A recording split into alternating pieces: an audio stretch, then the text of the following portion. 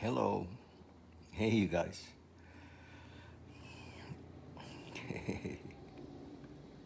So I'm out of town. I'm away visiting my daughter and her wonderful husband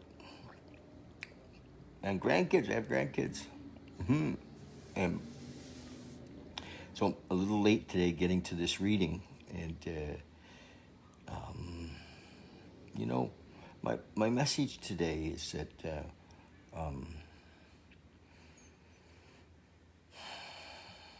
I remember, actually, I remember a story when I had a teacher years ago, and things were not going well in my life. I was sober, in recovery, and supposedly living a spiritually based life, but I wasn't doing a lot of the practices on a daily basis, and I was struggling with a lot of things, and divorce, and some stuff happened. Hi, Kaylee. Hi, Kaylee. Nice to see you.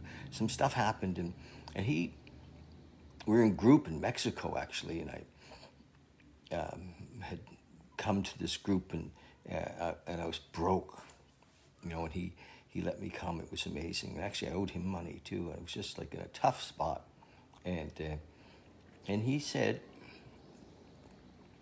that he felt that I was spiritually bankrupt at the time. And I was like, wow. And he said, that he had an analogy. He talked to me about polishing my bowl, and the story of, the Zen monk polishing his bowl, and I never got it at the time, but I realized that what he was saying was that at the time, I was spiritually bankrupt, and I wasn't being spiritually bankrupt. I wasn't prepared for much of what was going on in my life, and I was taking everything pretty seriously, and there was lots of drama, lots of struggle, and lots of restlessness, and yeah, I don't think I really got the depth of what he was saying at that time. But I realized later that as we're filling up our spiritual account, if you will, or keeping ourselves in an open relationship with our higher power, with God as we understand Him, we're then prepared in a way for when shit does go sideways, when stuff does happen, and stuff does happen, businesses go bankrupt, relationships change, you know, marriages in divorce, stuff happens, uh, people die, and are we prepared? And I don't mean, are we prepared, in a spiritual sense? Are we living in a connected way? And so often, when shit happens is when we turn to this higher power. We say, oh gosh, help me, or guide me or strengthen me. And I'm encouraging us to do that on a daily basis, to grow in awareness, in consciousness, through a daily practice. A daily practice of prayer. And my prayer is really simple. It's always been very simple. It's a guide me prayer, show me what you'd have me to be prayer. When I'm running the show, I'm in trouble. And so I really have to let my higher power, God as I understand Him, love, run the show. And consciousness, and I've had, most of my life to do, be diligent in that relationship, because it's easy for me to fall back into thinking it's all about me. And it isn't all about me. So that's the deal. that's what I wanted to share. Yeah. Hey, George. Yeah. So the daily practices, prayer, meditation, serving others, listening to or reading spiritual, there's some great, I recommend some different things. Of course, there's so much material in the 12-step world. What I love about the 12-step world is it's custom made. It's a container, and it's custom made for guys like me to help others, to work with others.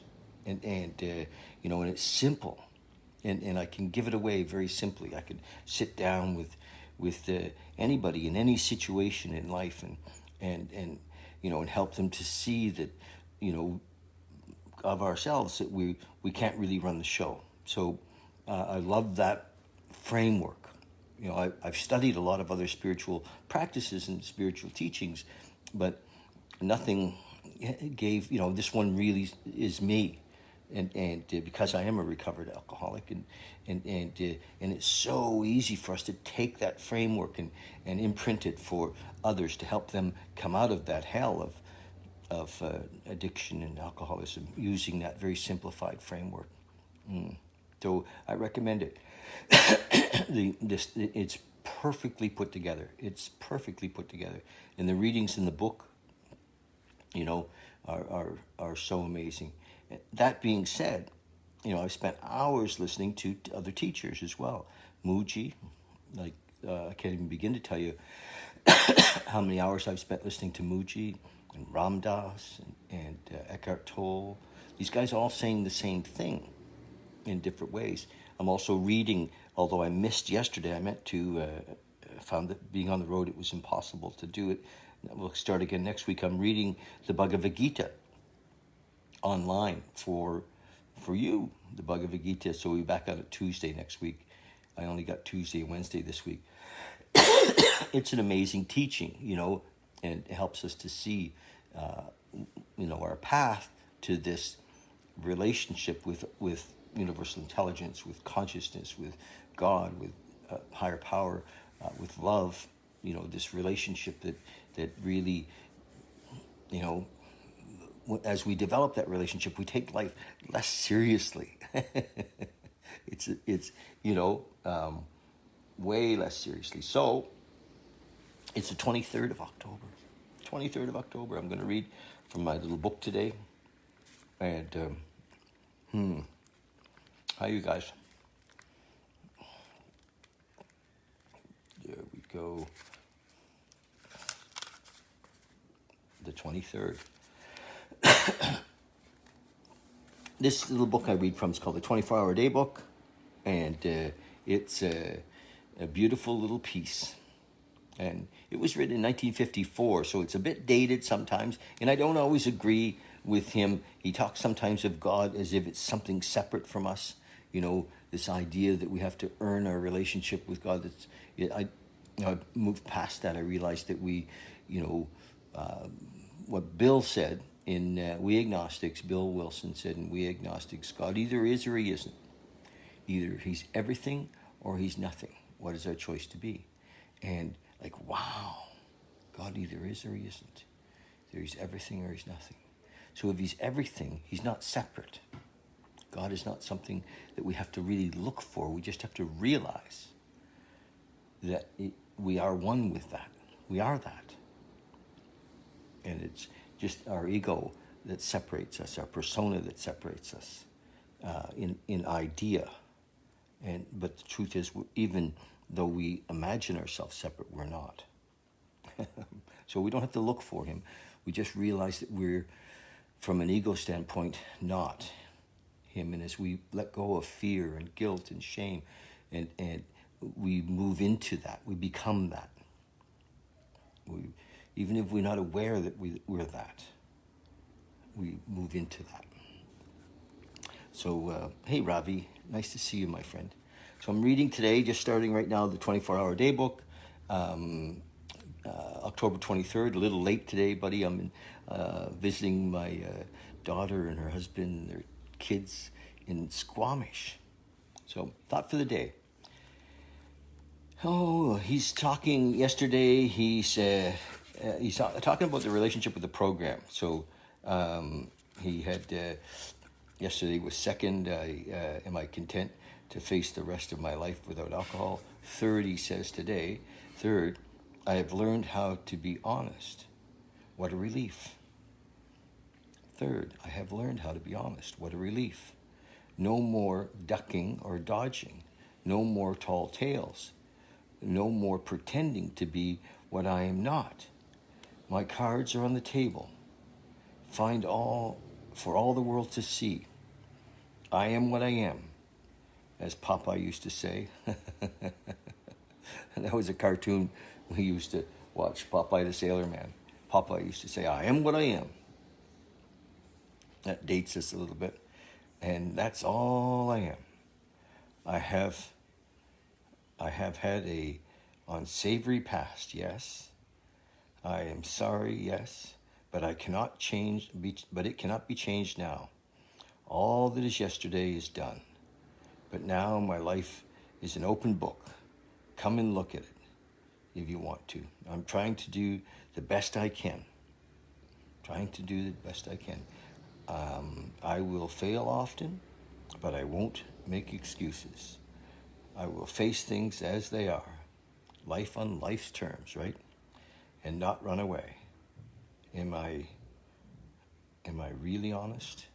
Beautiful. So that's his thought for the day. He always ends his thought for the day with a question. Am I really honest? It's interesting about honesty because I think as we grow in our relationship with a higher power, as we grow more spiritually, the world begins to be a bit of a different place. You know, it is a different place, and we see that when we were running the show, it was always from fear, you know, and we can't run the show. It says in step 1 that I'm powerless and that my life is unmanageable. So if my life is unmanageable, it's still unmanageable by me. So I need to tap into the universal intelligence, the power of the world, the power of the universe. Meditation for the day. Though it may seem a paradox, we must believe in spiritual forces which we cannot see, more than in material things which we can see. If we're going to truly live, okay. In the last analysis, the universe. In the last analysis, the universe consists more of thought or mathematical formulas than it does of matter as we understood it. Between man and man, only spiritual forces will suffice to keep them in harmony. These spiritual forces we know because we can see the results, although we cannot see them. A changed life, a new personality, results from the power of unseen spiritual forces working in us and through us. Okay, gosh, the print's really small. I've got to get some glasses, honestly. I'm going to, I promise. Prayer for the day. I pray that I may believe in the universe. I pray that I may be convinced by the results.